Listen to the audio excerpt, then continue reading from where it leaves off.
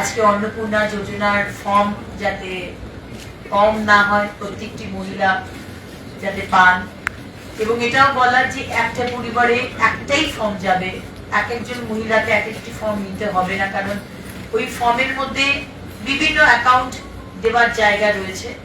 একটা পরিবারের বিভিন্ন মহিলারা, শাশুড়ি, বৌমা, মেয়ে, ননদ, সবাই ওই একটা ফর্মের মধ্যেই ফিল আপ করবেন।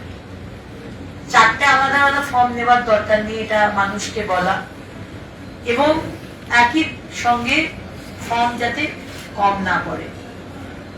আজকে বিভিন্ন জায়গা থেকে মহিলাদের যে ট্রাফিকিং, সব থেকে কম বয়সে বিয়ে হয়ে যাচ্ছে এই পশ্চিমবঙ্গে, টিনেজ প্রেগন্যান্সি, এগুলোকে বন্ধ করা। কিভাবে বন্ধ হবে? পুলিশ তো পুলিশের কাজ করছে, ধরা হচ্ছে, খবর পাচ্ছে, তাদেরকে গিয়ে ধরছে, অ্যারেস্ট করছে, কিন্তু গোড়াতেই যাতে না হয়, ট্রাফিকিং যাতে না হয়। মানুষ ট্রাফিক হচ্ছে কেন? কারণ কাজ নেই। কাজ নেই বলে সে চলে যাচ্ছে অন্য রাজ্যে। 15 বছর আগে সরকার কাজ দিতে পারেনি, কিন্তু এখানে তার পরিবারকে সেন্সিটাইজ করা, সেলফ হেল্প গ্রুপ বানানো, যে কাজটা তারা করতে চায়, ভালনারেবল এরিয়াগুলোকে আইডেন্টিফাই করা, সেই সব গ্রামগুলোকে সেলফ হেল্প গ্রুপ বানানো, এবং যেটা সমাজের দরকার। যেরকম আজকে বাবা মারা একা থাকছে, ছেলেমেয়েরা অন্য রাজ্যে বা বিদেশে, তাদের জন্য জেরিয়াট্রিক কেয়ার দরকার। এই জেরিয়াট্রিক কেয়ার দেওয়ার জন্য আমাদের ট্রেনিং করতে হবে। সেই ট্রেনিংটা যদি এই ভালনারেবল এরিয়াতে যেসব মেয়েরা রয়েছে তাদেরকে দিয়ে যদি করানো যায়, সো একটা হোলিস্টিক ডেভেলপমেন্ট কিভাবে করা যায়, একটা টাস্ক ফোর্স বানানো, যেখানে ওমেন অ্যান্ড চাইল্ডের দপ্তর থেকে থাকবে, পুলিশের থাকবে, ডিএম সাহেবদের, প্রশাসনিক লোকেরা থাকবে, সবাইকে নিয়ে একটা, এবং যারা এনজিও চালাচ্ছে, এই ধরনের কাজ করছে, তাদেরকে নিয়ে একটা টাস্ক ফোর্স বানানো, এবং গোড়াতেই যাতে এই জিনিসগুলো না হয় সেইটা দেখা। সো এগুলো নিয়ে যেরকম আলোচনা হয়েছে। আবার মিউনিসিপ্যাল অ্যাফেয়ার্স থেকে আগামী বর্ষায় কোনোভাবে যেন সেইভাবে ওয়াটার লগিং না হয়। দেখুন, 15 বছর আগামী সরকার কি কাজ করেছে আমার আলাদা করে বলার নেই, কিন্তু অন্তত এই বর্ষাতে কিছুটা অন্তত কম যাতে আমরা করতে পারি, আমরা সেই চেষ্টা করছি। নতুন করে পাইপ বসাতে পারবো না, কারণ সে সময় নেই। যে নর্দমাগুলো আছে, বিধায়ক, সাংসদ, ডিএম এবং আমাদের মিউনিসিপ্যালিটি যারা যারা রয়েছে সবাইকে বলে দিয়েছি, নর্দমাগুলো পরিষ্কার করুন। ছোট নালী, মাঝারি নালী, বড় নালী। 1 সেপ্টেম্বর থেকে রাস্তায় যদি ময়লা ফেলেন, প্লাস্টিক ইউজ করেন, ফাইন হবে। আপনাদের মাধ্যমে উত্তরবঙ্গের মানুষ, দক্ষিণবঙ্গের মানুষকে জানাতে চাই, 1 তারিখ 1 সেপ্টেম্বর থেকে ফাইন আমি লাগু করছি।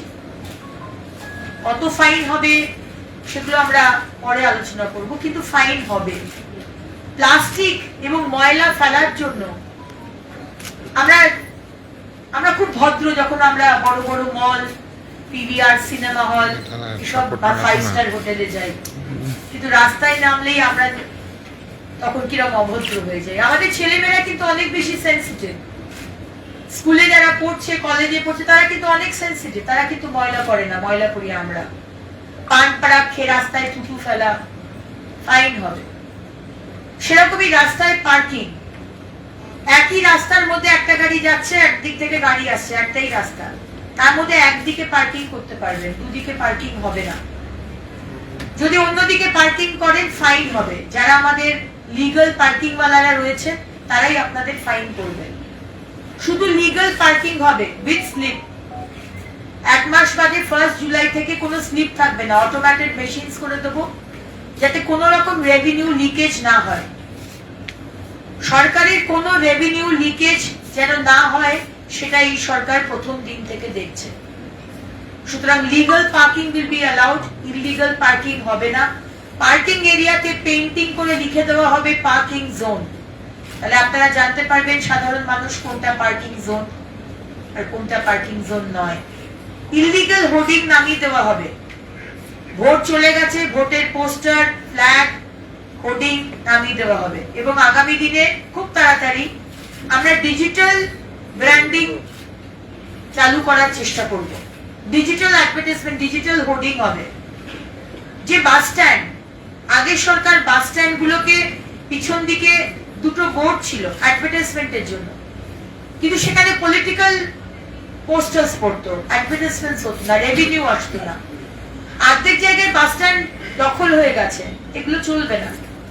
বাস স্ট্যান্ডের পিছনে অ্যাডভার্টাইজমেন্ট, বাস স্ট্যান্ডের উপরে দরকার হলে ডিজিটাল অ্যাডভার্টাইজমেন্ট, এবং পুরো রেভিনিউটা যেন সরকারের কাছে আসে, সেই বিষয়টা দেখে নেওয়া। এবং তার সাথে সাথে যে ডাম্পিং গ্রাউন্ড, সেখানে অনেক সমস্যা ছিল, সেই বিষয়ে কথা হয়েছে। একদিনে ডাম্পিং গ্রাউন্ড ক্লিয়ার হবে না। সিওয়েজ ট্রিটমেন্ট প্লান্ট সেগুলো তৈরি হচ্ছে। আমরুত 2 নিয়ে যথেষ্ট সমস্যা আছে। বাড়ি বাড়িতে জলের সমস্যা, শিলিগুড়িতে সমস্যা, দার্জিলিং এ জল সমস্যা। এই বিষয়গুলো দেখে নেওয়া হচ্ছে।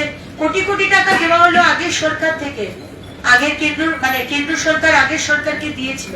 সেই টাকাগুলো গেল কোথায়? টাকাগুলো গেল কোথায়? মানুষের বাড়িতে পৌঁছলো না কেন? পাইপে বসেনি, জল তো দূরের কথা। সেই সব দুর্নীতি যেসব মিউনিসিপ্যালিটিতে হয়েছে, সেগুলোকে আমরা বসাবো, ইনকোয়ারি বসাবো। এবং মোটামুটি এই বিষয়গুলো নিয়ে আমাদের আলোচনা হয়েছে।